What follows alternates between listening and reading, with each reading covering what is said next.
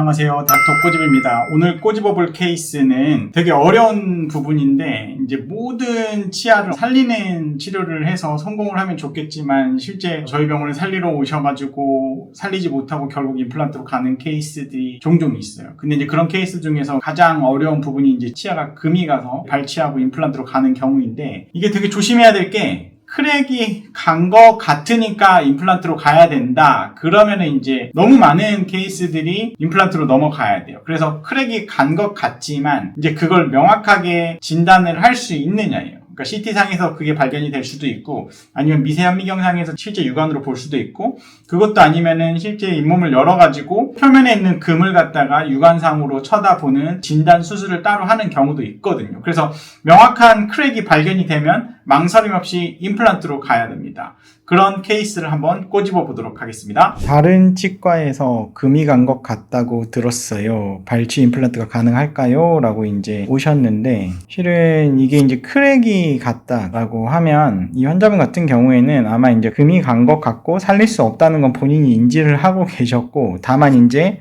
뽑는 날 바로 임플란트가 가능한 발치 즉시 임플란트가 가능하느냐 이제 그걸 받고 싶어서 오신 분이세요. 그래서 이쪽 치아 같은 경우에는 과거에 신경치료가 되어 있는데 중요한 건 이제 이 치아가 이렇게 이제 뼈가 녹아 있는 거예요. 그래서 뼈가 녹아 있는 게 어떻게 보면은 염증이 있다. 그거랑 똑같은 거예요. 뼈가 녹아 있는 것 자체가 염증이기 때문에 환자분들이 나 염증 여기가 생겼다 가라앉았다 해요 라고 하는데 그게 뼈가 녹은 거의 결과라고 말씀을 드리면 뼈가 녹았다고요? 하고 이제 깜짝 놀라시는 경우가 되게 많거든요. 여기가 보면은 이제 이 반대편도 굉장히 안 좋은 경우고, 그래서 이제 전체적으로 치료를 좀 해야 되는 케이스이기는 해요. 이런 부분에 잇몸도 굉장히 좋지 않기 때문에. 그래서 여기 때문에 오셨지만, 어쨌든 전체적으로 환자분께 가장 좋은 치료 계획을 세워드리기 위해서 굉장히 노력을 하고 있어요. 그래서 이 부분 같은 경우에는 환자분이 정확한 위치에 임플란트를 심기를 원하셨기 때문에, 가이드 임플란트를 초창기에는 많이 했고, 그래서 이제 가이드 임플란트를 준비를 하고, 여기 이제 지나가는 신경관을 건드리지 않아야 되기 때문에 신경관을 트레이싱 했고 이제 나중에 머리 부분 올라갈 요 부분에 정확하게 센터 부분에 임플란트를 이렇게 위치시켜가지고 발치 즉시 임플란트를 시행을 하기로 했어요. 이런 식으로. 그래서 이 반대편 같은 경우에도 발치 즉시 임플란트를 하기로 했고. 그래서 이제 여기 같은 경우에는 보철물을 일단은 그래도 혹시 모르니까 이제 보철물을 뜯어내고 한번 내부를 봤어요. 근데 내부를 봤는데 여기가 지저분하기는 한데 뭔가 뿌리에 금이 갔다라고 보이는 부분은 있지는 않았는데 뭔가 너무 뼈가 녹은 양상이 금간 양상이기는 했어요. 그래서 이제 금간 것을 확인하기 위해서 잇몸을 살짝 벌려봤더니 아니나 다를까 지금 여기 이제 발치된 치아에서 보시면 이 치아 금간계 이렇게 해서 올라오죠. 그러니까 이제 저희가 현미경으로 볼 수 있는 경우는 이 위쪽 치관 부위의 크랙은 잘 확인이 되는데 이 뿌리 쪽에서 거꾸로 올라오고 있는 크랙 같은 경우에는 실제 잇몸을 열고 들어가서 이제 염증을 제거하고 났을 때 이렇게 크랙 가 있는 거를 저희가 볼 수가 있는 거죠. 이거는 명확하게 크랙 라인을 확인했기 때문에 더 이상 망설일 필요가 없어요. 그래서 발치를 먼저 하고 그 다음에 이 부분을 갖다가 발치와 보존술을 먼저 시행을 했어요. 발치와 보존술이라 하면 여기를 갖다가 이렇게 뼈를 갖다가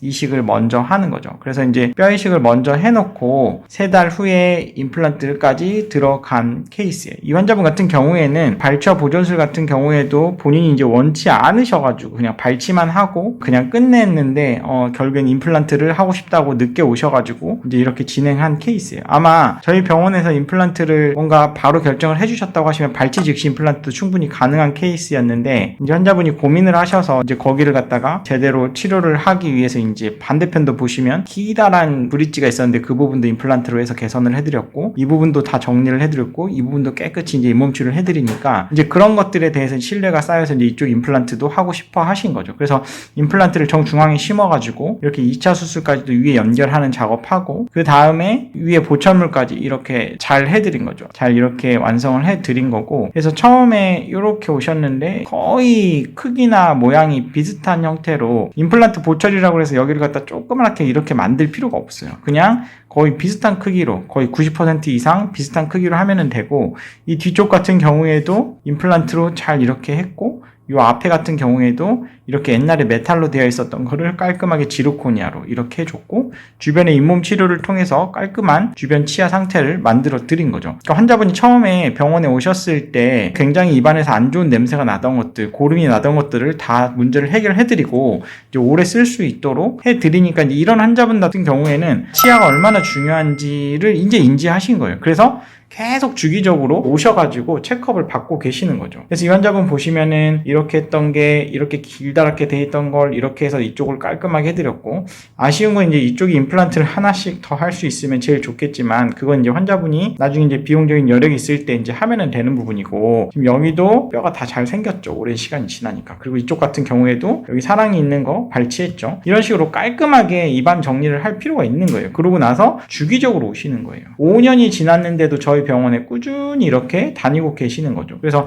이 양쪽 임플란트가 둘 다 잘 유지가 되고 있고, 다른 부위들도 잇몸이 심란했던 것들이 한번 정리를 하고 계속 이제 열심히 양치하시고 관리를 하시기 때문에 비슷하게 유지가 되고 있는 거죠. 그래서 이제 환자분은 6개월마다 치과 가서 문제가 있는 것들을 조기에 발견을 하고 대처를 하는 게 얼마나 중요한지, 그리고 평상시에 본인이 양치하시고 구강위생 관리하는 게 얼마나 중요한지에 대해서 인지를 하셨기 때문에 아마 이 환자분은 건강한 상태로 오래 쓸 수 있을 거라고 저는 생각하거든요. 그래서 이런 인식의 전환이 필요하고, 어쩔 수 없이 임플란트를 해야 되는 거는 과감히 가야 돼요. 하지만 다른 치아에 대한 관심을 좀 가졌으면 좋겠다는 거죠. 그래야 다른 치아는 최소한 임플란트로 갈 확률을 낮출 수 있다. 그렇게 보시면 될 것 같습니다. 한번 이 영상을 정리해 보도록 하겠습니다. 이게 굉장히 어려운 게 이 크랙이라는 거, 치아가 금이 갔습니다, 파절이 됐습니다, 뭐 이런 것들이 전부 다 동일한 이야기인데, 이게 실제 치아가 있을 때 이렇게 금이 간 경우에는 현재까지 살릴 수 있는 방법이 없기 때문에 무조건 발치후 임플란트로 가는 게 맞아요. 근데 중요한 게 이제 임플란트로 가기 전에 이게 추측이냐 실제로 그거를 받느냐는 굉장히 중요하다는 거죠. 그러니까 대부분은 이제 많이들 알고 있어요. 치아 뿌리 쪽에 금이 쫙 대나무 쪼개진 것처럼 가 있으면 뽑고 임플란트로 가야 된다는 거는 자명한 현실이고 다 알고 있기 때문에 이제 많은 병원들에서 이건 금 간 거 같으니까 뽑고 임플란트로 가야 됩니다, 이렇게 가거든요. 추측이 되니까 임플란트로 가야 된다 그러면 상당히 많은 부분들을 살릴 수 있는데 놓칠 수 있기 때문에, 이게 추측이냐 정말 팩트냐 사실관계를 확인하고 들어가는 게 굉장히 중요하다는 거예요. 이런 거 같으니까 뽑읍시다 이것보다는 CT를 찍어서 관찰을 하거나, 근데 CT상에서 심지어 금 간 것처럼 뼈가 녹아 있어도 많은 부분을 살려서 그런 케이스들도 제가 올려드렸잖아요. 그러니까 CT만으로 정확하게 볼 수는 없고, 그러면 이제 눈으로 직접 확인하는 거예요. 이제 맨눈으로 확인하는 것보다는 미세 현미경이나 굉장히 확대된 장비를 통해서 확인을 하면 좀 더 정확하겠죠. 그리고 그걸로도 위에서 금이 만약에 발견이 된다 그러면 이런 금 가는 것들은 거의 마이크로스코프를 통해서